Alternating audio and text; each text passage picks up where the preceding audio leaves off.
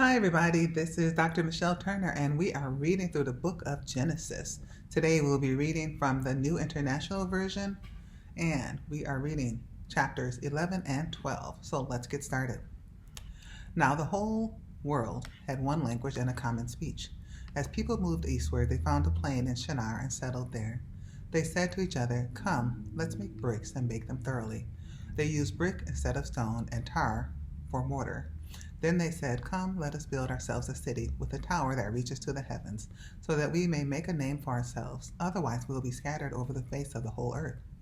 But the Lord came down to see the city and the tower the people were building. The Lord said, "If as one people, speaking the same language, they have begun to do this, then nothing they plan to do will be impossible for them.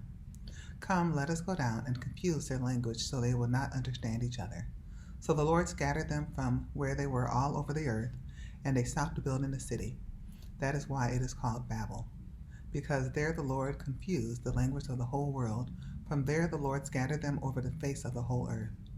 This is the account of Shem'S family line. 2 years after the flood, when Shem was 100 years old, he became the father of Arphaxad. And after he became the father of Arphaxad, Shem lived 500 years and had other sons and daughters. When Arphaxad had lived 35 years, he became the father of Shelah. And after he became the father of Shelah, Arphaxad lived 403 years and had other sons and daughters.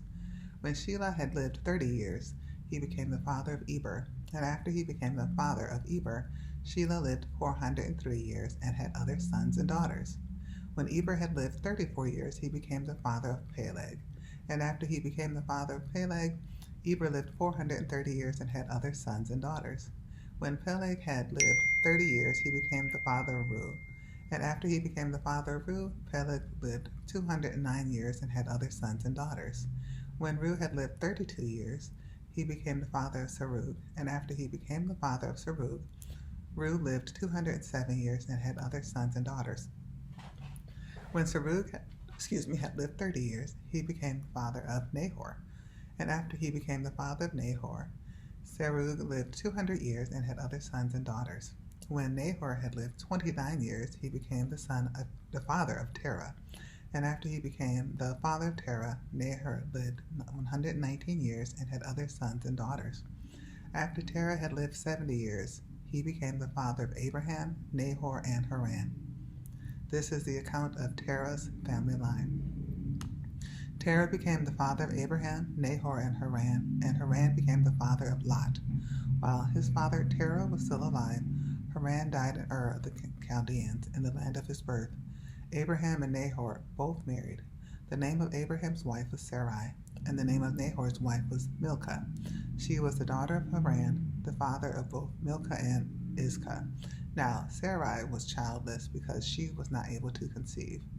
Terah took his son Abram, his grandson Lot, son of Haran, and his daughter-in-law Sarai, the wife of his son Abram, and together they set out from Ur of the Chaldeans to go to Canaan. But when they came to Haran, they settled there. Terah lived 205 years, and he died in Haran. Chapter 12. The Lord had said to Abram, "Go from your country, your people, and your father's household to the land I will show you. I will make you a great nation, and I will bless you. I will make your name great, and you will be a blessing. I will bless those who bless you, and whoever curses you I will curse, and all people on earth will be blessed through you." So Abram went as the Lord had told him, and Lot went with him. Abram was 75 years old when he set out from Haran. He took his wife Sarai, his nephew Lot, all the possessions they had accumulated, and the people they had acquired in Haran, and they set out for the land of Canaan, and they arrived there. Abram traveled through the land as far as the site of the great tree of Moreh at Shechem. At that time the Canaanites were in the land. The Lord appeared to Abram and said, "To your offspring I will give this land." So he built an altar there to the Lord who had appeared to him. From there he went on toward the hills east of Bethel and pitched his tent, with Bethel on the west and Ai on the east. There he built an altar to the Lord and called on the name of the Lord. Then Abram set out and continued toward the Negev. Now there was a famine in the land, and Abram went down to Egypt to live there for a while, because the famine was severe. As he was about to enter Egypt, he said to his wife Sarai, I know what a beautiful woman you are. When the Egyptians see you, they will say, 'This is his wife.' Then they will kill me, but will let you live.